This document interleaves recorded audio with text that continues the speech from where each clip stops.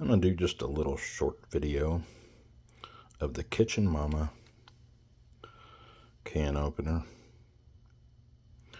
We've had a number of regular turn can openers and I just hate them.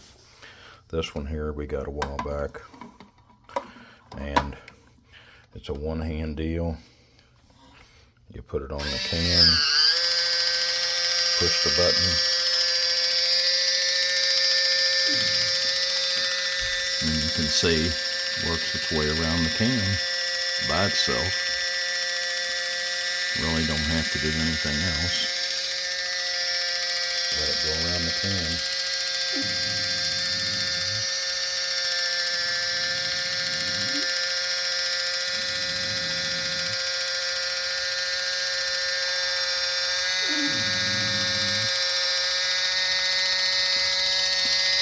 When it gets done, you can hear the sound change. Push the button, pull it off, and voila. The lid comes off. Not a sharp edge for your fingers, and there's not a sharp edge on the can either. And it's as simple as that.